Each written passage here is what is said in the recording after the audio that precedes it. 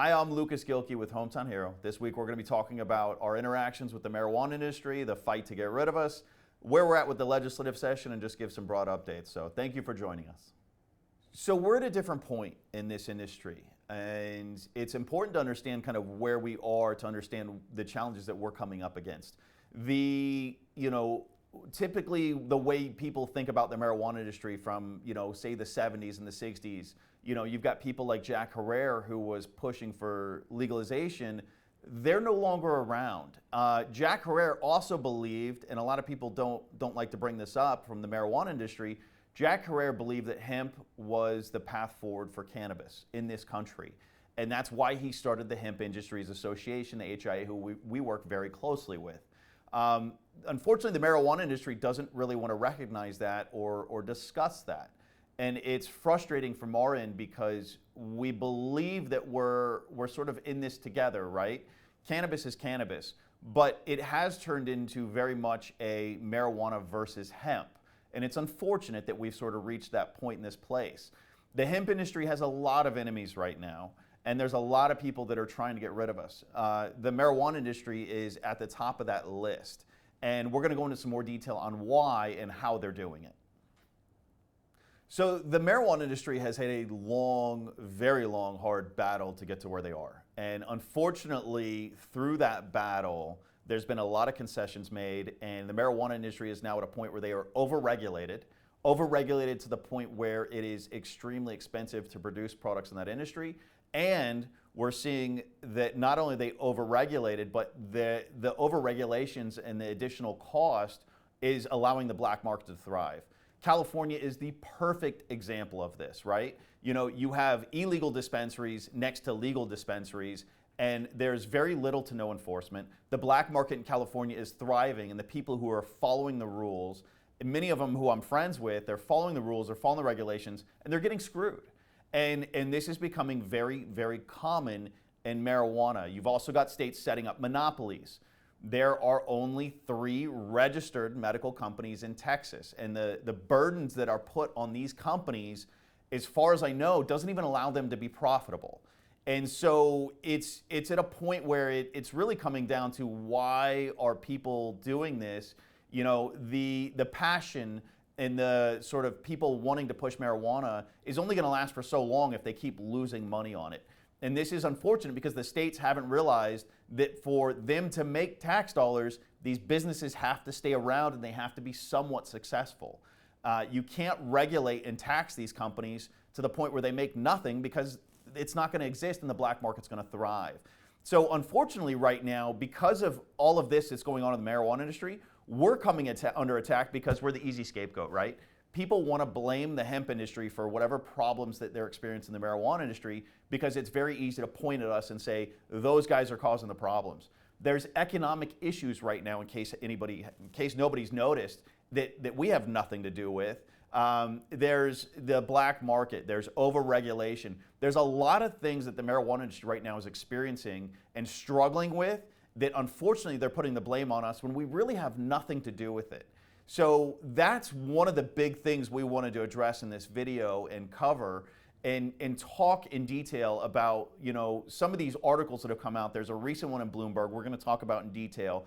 It's a complete hit piece on the hemp-derived cannabinoid industry. And it's unfortunate that we're being used as a scapegoat. It's unnecessary, and it's going to prevent the advancement of cannabis as a whole. The infighting between the two industries is completely unnecessary and unjustified. So obviously right now we're at a time where legislative sessions are starting in states across the country, Texas being one of them. And so you are going to see a concerted effort and a ramp up of hit pieces coming through on the hemp-derived cannabinoid industry. It's unfortunate, it sucks, but it is what it is. You're going to see articles with no sources or not properly citing sources, making stuff up, calling our industry synthetic. The Bloomberg article that we're going to talk about is a perfect point for that because you basically have a marijuana trade organization that essentially paid a journalist to write an article, write a hit piece, and say a bunch of things in there that are not scientifically backed, they're not proven, and literally making things up in the article about our industry And then they even made the effort to contact a very small hemp company that I've never heard of. Steve's, I'm sure you're amazing. I'm sure you're great. We haven't interacted before. But she reached out to a small hemp company in Wisconsin, I believe. They didn't respond, and she said, oh, well, the hemp industry didn't respond, and we're going to move on. Nobody contacted us. Nobody tried to speak with one of the larger companies in our industry, and yet she's citing marijuana trade groups, blaming us for all their problems that you could possibly imagine, everything but an illness in their family.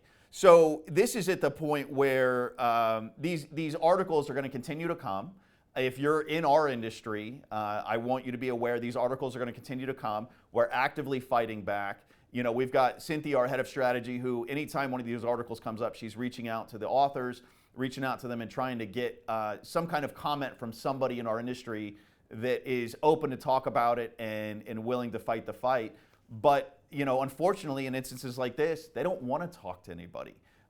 It's in their best interest not to have us respond and not to have us quoted in the article because it takes away from their credibility.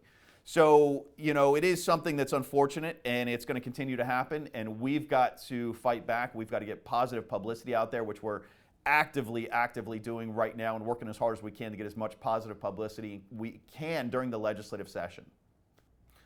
So there's another component of this that people forget about, and it's not just marijuana versus hemp. It's actually a much larger component. So you've got police unions, private prisons, alcohol and beer industries, and big pharma that are essentially trying to keep cannabis products illegal. They benefit from it. So, you've got Purdue Pharma and Abbott Laboratories, makers of painkiller OxyContin and Vicodin, are among the largest contributors to the Anti-Drug Coalition of America, according to a report in The Nation. Those are companies that don't like what we do. They don't like marijuana as well. So, unfortunately, we're both in the same boat on that one, or fortunately. But we've got other companies fighting us too. It's not just marijuana that dislikes us. It's a lot of industries. Now, all that being said, we are very grateful to have the allies that we have. We have some phenomenal allies, and we've got some allies that our enemies are not fond of, or scared of, I'll put it that way. And so, as we continue to work with veterans and politicians and all these different people and build our allies, it's very, very important that they understand the fight that we're in and that we're constantly coming up against different industries that don't like us and are trying to get rid of us. But at this point, we're used to it. That's just who we are. We accept it. We're very happy with that. Every day is a fight for us. And so for those of you that are customers of ours, for those of you that are vendors of ours, we love you. Thank you for the support. Thank you for your understanding, and thank you for the help that you guys give us in fighting these fights. It's very, very important. Okay, so we're going to talk about the recent article in Bloomberg that came out January 23rd. Synthetic pot sales reached $2 billion despite safety fears. So this is a complete hit piece article. Like I said earlier, the author, the journalist, reached out to a company in our industry, a very small company. They didn't respond, and immediately that was it, moved on. No quote from anybody in our industry, no real attempt to get anybody that has some authority in our industry to get to respond. Starts out basically referencing us as Spice, which if you know what Spice is, that's not us, that's not what we do. Let's see here. She had some pretty fascinating quotes here. These sorts of intoxicating hemp products make a mockery of the regulated industry. They render it meaningless, she said. It was a quote that she'd gotten from a California-based holding company for cannabis producers. I wonder what they're going to say. State regulators have tried and failed to quash the market, which took off with the explosion of Delta 8 products around 2 years ago. She references testing that they wanted to do for battery acid and pool chemicals and the hemp-derived cannabinoids. Those don't exist in these products. And she even responds and says they did not find those in there. She's saying they found heavy metals, which we do full panel COA testing, and most of our industry does full panel COA testing. I have never, ever in my time in this industry found a product that tested positive for heavy metals. So I'm very curious.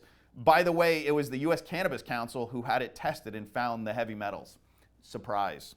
Let's see here. She referenced cookies. Cookies is now moving into the hemp-derived cannabinoid industry, which I applaud. I think that's great. By the way, why is cookies going into hemp-derived cannabinoids? Because marijuana is a shit show. They're tired of dealing with it. The hemp-derived cannabinoid industry is a better industry. That's why they're doing it. Let's see, cookies declined a response. Yeah, they don't want to talk to you about this article. The most popular hemp-derived drug is Delta-8, which makes about half of the $2 billion in sales. By the way, the hemp-derived cannabinoid industry is bigger than $2 billion. I don't know where she got that that research from, but it's bigger than that. Let's see. She's complaining that the CBD market is down and the marijuana industry is down, and they're blaming hemp-derived cannabinoids for it, which, as everybody knows right now, if you've bought anything within the last 6 months, eggs are more expensive, meat is more expensive, supply chains are messed up, it's tough to get products. So the fact that marijuana is going through sort of an economic crisis right now, the industry is, it's not surprising. Every industry is. Doesn't mean you have to go blame somebody for all of your problems. You've got to self-reflect. The marijuana industry right now needs to do some self-reflection and go through why they're being overregulated. They also need to stop giving up so much on the regulatory side. Cynthia talked about this on our panel video the other day. It's very, very important as a new industry, as you're negotiating with the politicians, you don't give them everything. That's crazy. And that's where a lot of the marijuana companies screwed up, is just to get marijuana legalized, they literally gave up everything. They gave these states and these politicians full authority to tax it into oblivion, to do all these different things, and it just harmed them. And now it's once you do that stuff, it's very, very hard to undo. And now they're feeling the repercussions of these deals they made, and it's causing problems. Studies are ongoing into their health impact. This goes on and on. It's just a scare piece. It's a hit piece. Let's see, regulatory tipping point. Quote of the week. What it is doing is harming the entire model we've been trying so hard to build and get established throughout the state. State Senator Liz Krueger said in the New York Post article. Hemp-derived cannabinoids aren't harming anything. They're helping this industry advance. Let's see. She's talking about cannabis real estate company Innovative Industrial Properties saw shares fall after reporting defaults on some of its properties. How does the hemp-derived cannabinoid industry have anything to do with them defaulting on their properties? So that's essentially the article. It's very much a hit piece. If you want to read it, it's on Bloomberg. It came out January 23rd. And it's the first of many pieces that we're going to see like this. And what we're trying to make sure that everybody understands, this is a concerted effort. This isn't just a random journalist happening to stumble upon this and deciding to write this article. They are being financially incentivized by the marijuana industry, by the trade groups to attack us, and it's important that everybody understands that. Now, it's also our job to counter it and make sure that everybody understands this stuff is garbage, but I'm making you aware it's coming. More of it is going to come, and we've got to be aware of that. It's very, very important. In conclusion, I wanted to end with a quote that Cynthia had prepared for me, and I think it's very valid. As Sean Williams of the Motley Fool warned the cannabis industry back in 2017, quote, as with any industry, if big business can push the little guy out, they'll have considerably more liberties down the road to raise their prices back up and capture a juicier margin along with the greater market share. And that's exactly what's happening here. We are the new kids on the block. We're being viewed as a threat to an existing industry, and they're now attacking us. And so we've got to go essentially to war and make sure that we're doing everything we can to counter what's being said, advance on the political and the lobbying side, which we're doing, and not just in all the states, but on the federal level as well. So thank you for joining me today. I know this one was a little bit heated, but we definitely needed to address what's going on with the hemp industry and the marijuana industry and help people understand why they're saying the things they're saying and why they're being as aggressive as they are, because they do feel threatened by us, unfortunately, although we aren't really a threat, and I think it's misguided and misdirected, but it is what it is. So thank you for joining us, and we'll see you soon.